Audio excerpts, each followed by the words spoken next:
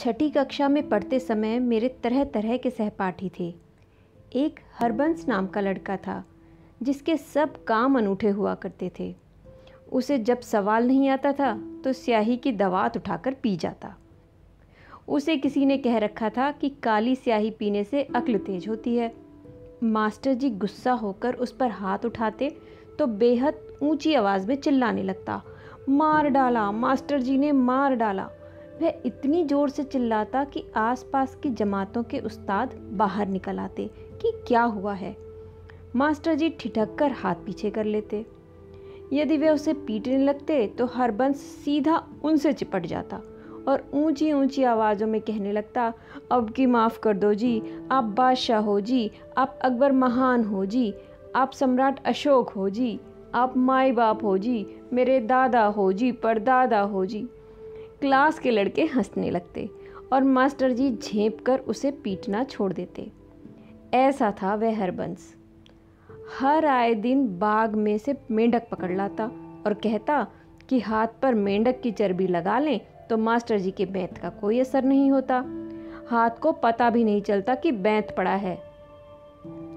एक दूसरा सहपाठी था बोधराज।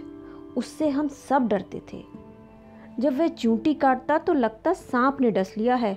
बड़ा जालिम लड़का था।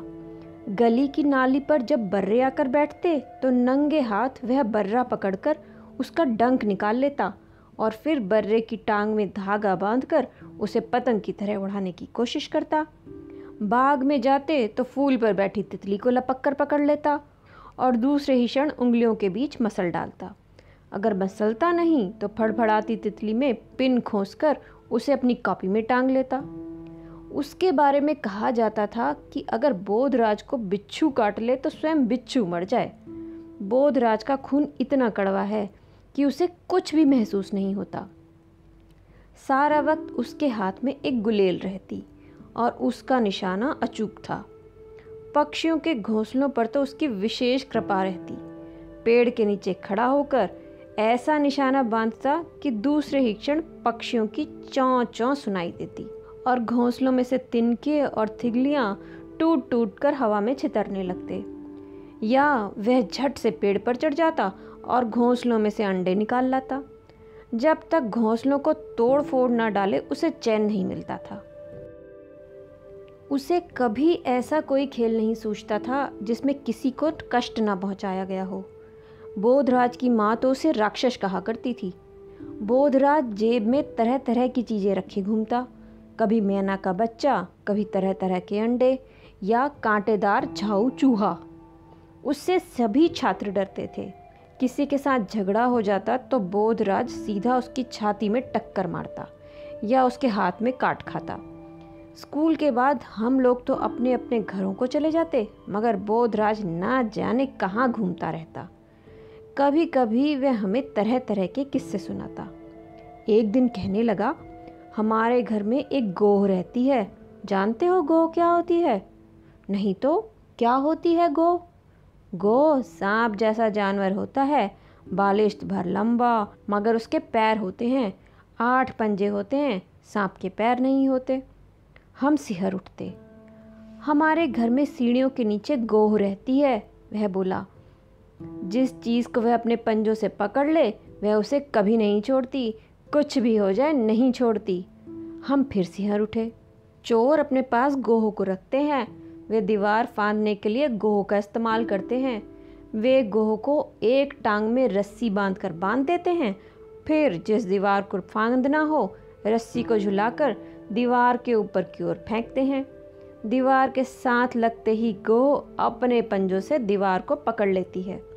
उसका पंजा इतना मजबूत होता है कि फिर रस्सी को 10 आदमी भी खींचें तो गोह दीवार नहीं छोड़ेगी। चोर उसी रस्सी के सहारे दीवार फांद जाते हैं।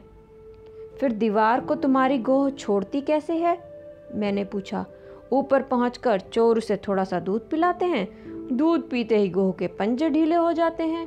इसी तरह के किस्से बोधराज हमें सुनाता। उन्हीं दिनों मेरे पिताजी की तरक्की हुई और हम लोग एक बड़े घर में जाकर रहने लगे। घर नहीं था, बंगला था, मगर पुराने ढंग का और शहर के बाहर।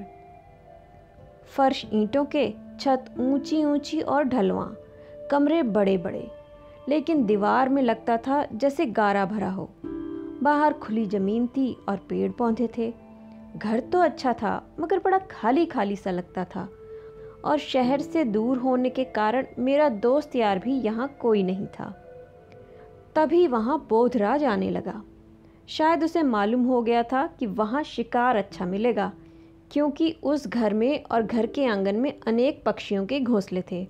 आसपास बंदर घूमते थे और घर के बाहर झाड़ियों में नेव लेके 2-1 बिल भी थे। घर के पिछले हिस्से में एक बड़ा कमरा था, जिसमें माँ ने फालतू सामान भरकर गोदाम सा बना दिया था।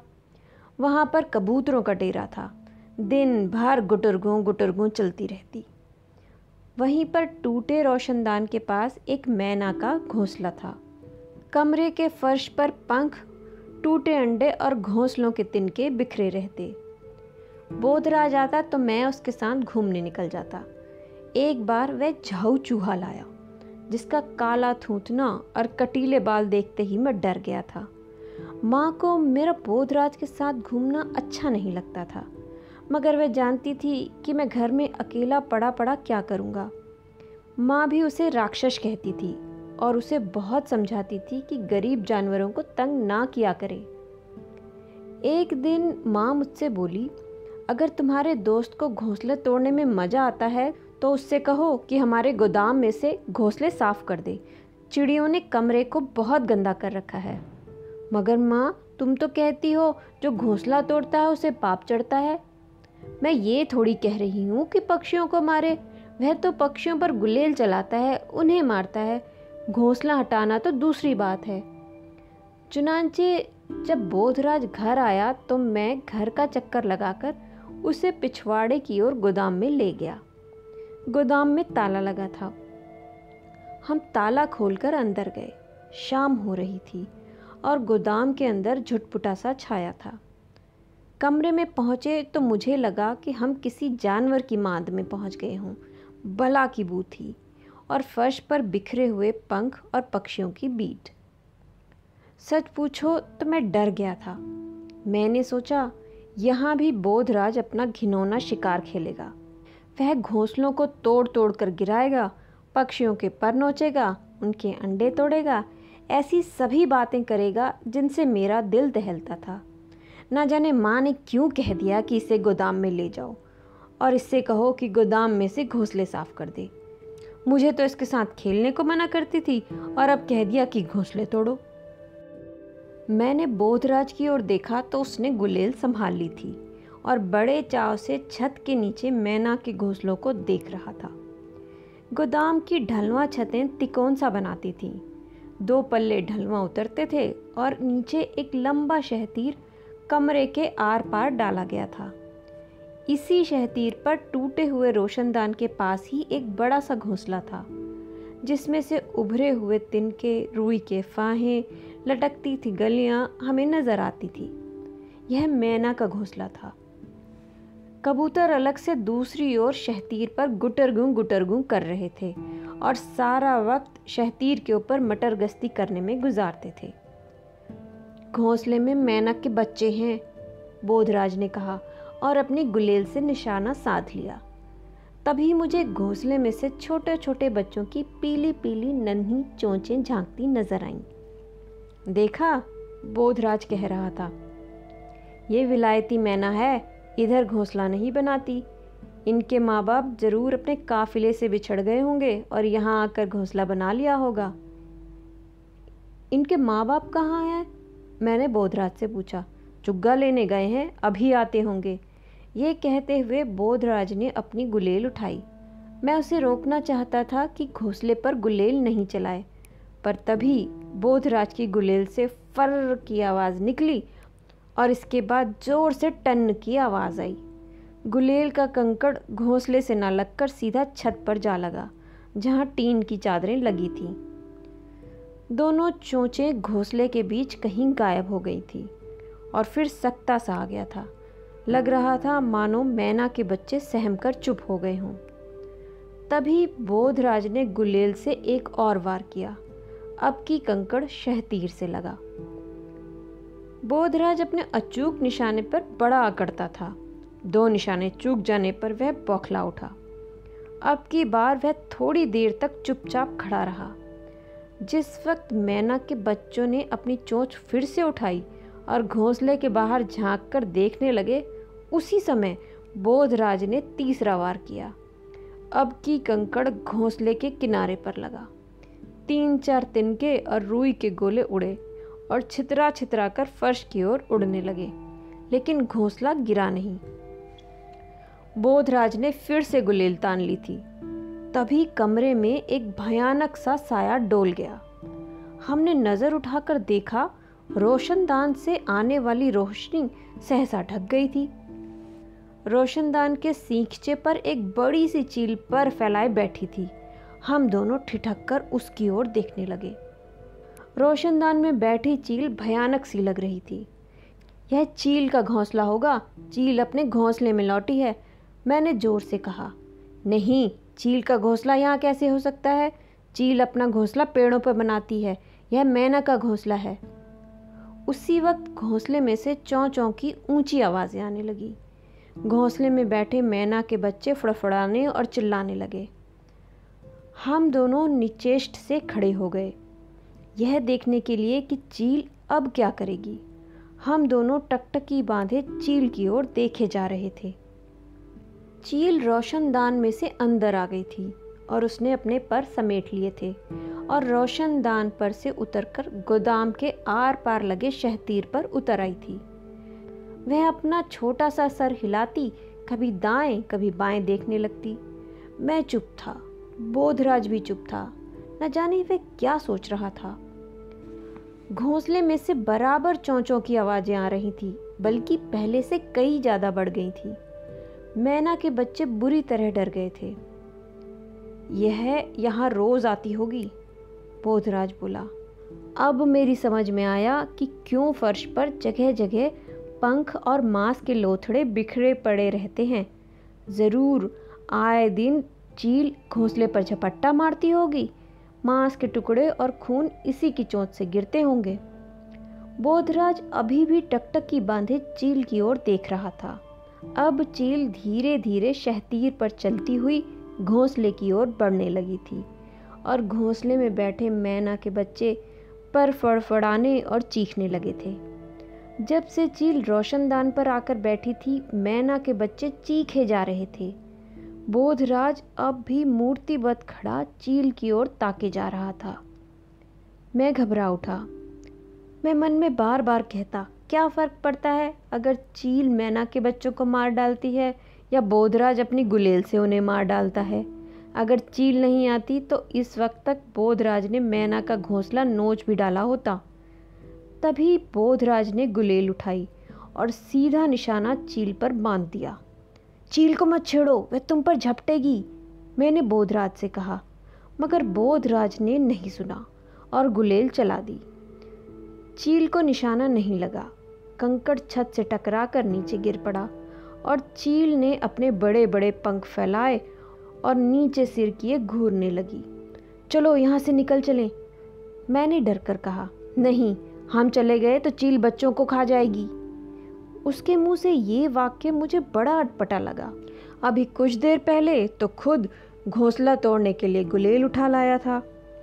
बोधराज ने एक और निशाना बांधा, मगर चील उस शहतीर पर से उड़ी और गोदाम के अंदर पर फैलाए तैरती हुई सी आधा चक्कर काटकर फिर शहतीर पर जा बैठी।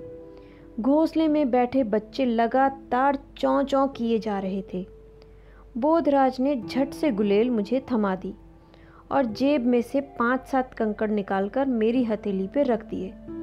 तुम चील पर गुलेल चलाओ, चलाते जाओ, उसे बैठने नहीं देना, उसने कहा और स्वयं भागकर दीवार पर रखी मेज को घसीटकर फर्श के बीचों बीच लाने लगा।